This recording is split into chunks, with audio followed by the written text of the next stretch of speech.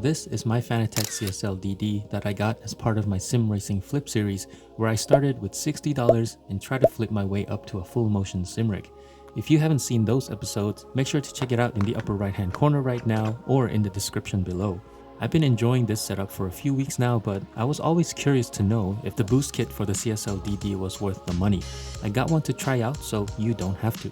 But first, this isn't the official boost kit that Fanatec sells for an absurd amount of money.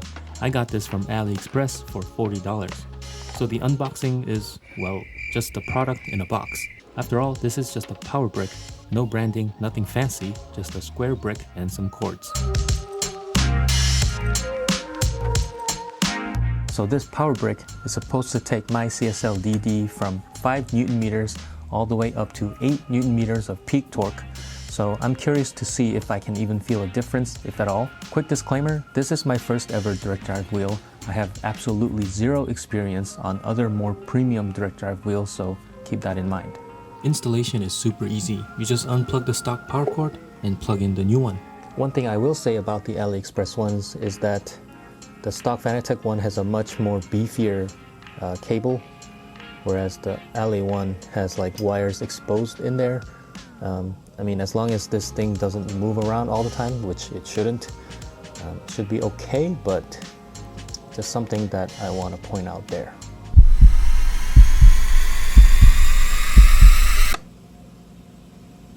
Alright, it didn't blow up.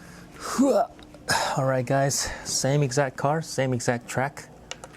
Let's see how this goes.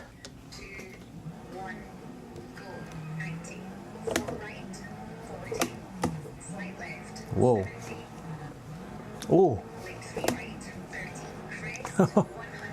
Wow.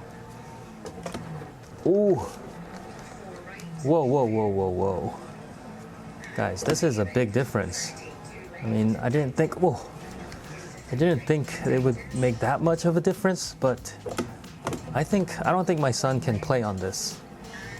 My son is 7 years old and he can usually play on this, but with this new power boost kit, he definitely can't play on this one.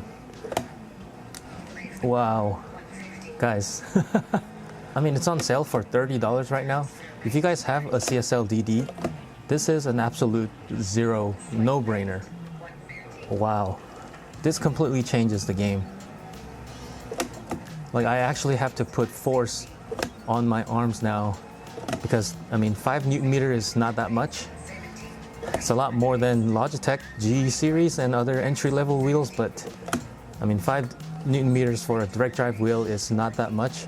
But bumping it up to 8 Newton meters, I mean, I can feel a lot more detail on the road because it has, I guess, it's more dynamically strengthened, if that makes sense. There's a bigger difference between peak and low end, so I can definitely feel that. And then when the wheel wants to fight me through corners, I can definitely feel that stronger torque. This is much better, much better. Well, now I kind of don't want to sell this wheel anymore because with the stock power supply, it honestly wasn't all that engaging. It was a lot smoother and better than the Logitech's, but the torque, the 5 Newton meter torque was just still kind of felt like just a little bump on the road, whereas this, it can actually stop me from turning the wheel when I'm racing. So it gives much higher or better immersion. I would highly recommend this, especially for 40 bucks. It's on sale right now for $30 on AliExpress. I'll have the link in the description below. Anyways, I have a guy that's coming in about 2 days to look at this setup and see if he wants to buy it. I did list it for like $1,000 and I did lower it a little bit. I'm not gonna reveal how much I lowered it to yet, but I hope he buys it so that I can move on to the next big thing. Knowing that 8 Newton meter torque, peak torque is this fun, I'm now curious to know how fun the other ones are, like the more higher end ones. So there's my review of the Boost Kit. Get it right now while it's on sale. I hope you guys enjoyed and it was helpful. Thanks for watching. I'll see you guys on the next one.